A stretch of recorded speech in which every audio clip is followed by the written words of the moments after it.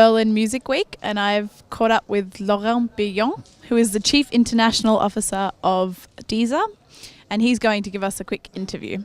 So to start off with, Laurent, can you tell me how you listen to music today?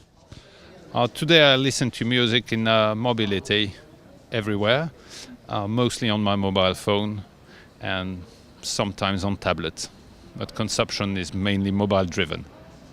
It's obviously a very competitive industry, the one that Deezer is in. What three things do you focus on to kind of keep ahead of the competition? First thing, we've decided to go global and be a very global player. We are now in more than 180 countries. I think that we're the more global player ever. Second thing is keeping a very close relation to artists and labels, locally and internationally. And third thing is pushing new artists in the frame of keeping these relations and keeping very local approach to music. And you were a little later with the internationalization than, say, Spotify, for example.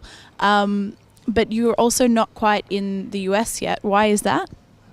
In fact, we had two choices. The first one was go to the US and build a place there where it's, and we knew it was going to be a hard time and take us some time, or otherwise take care of the rest of the world, which we did, and then probably come to the US later on. Okay. And any kind of time frame for a US launch? Unofficial. And on the topic of business models, so obviously you have a premium model. How important is this, premium subscribers to your business model? The premium plus market is certainly the most important today, and it's the one who's sticking to music consumption. So music consumption is mainly driven by usage and device, and usage is highly mobile, and usage is also device driven, and devices today, the key device is the mobile phone. And we're very good at partnering with mobile operators, so the Premium Plus is a key feature for us. So you're good at partnering with mobile devices. How does it work when you try to partner with record labels and get them to have their artists on Deezer?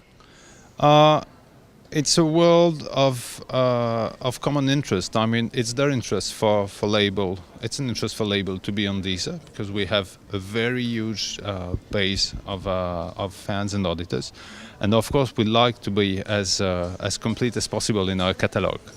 And what if a single artist doesn't want to be on Deezer? Does that ever happen? I don't know. Most probably.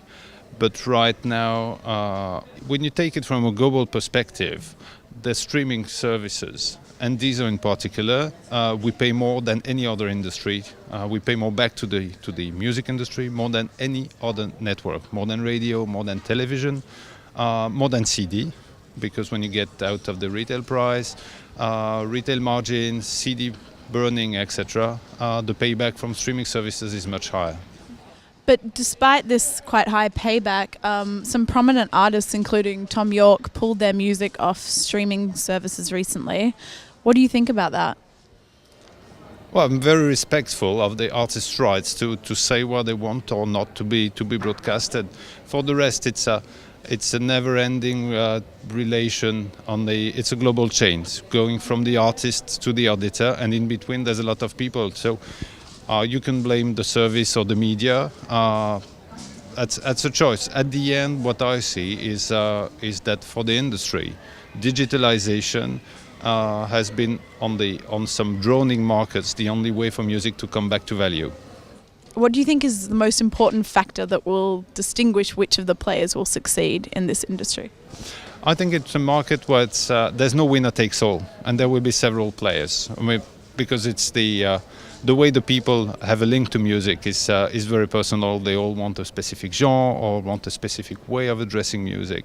At the end, what can make the difference is probably the ease of access to the catalog, the quality of the service, and the direct link we will be able to have with new artists, proposition, discovery, and editorial issues. Great, Laurent, thanks so much for talking to me, and enjoy Music Week. Thank you.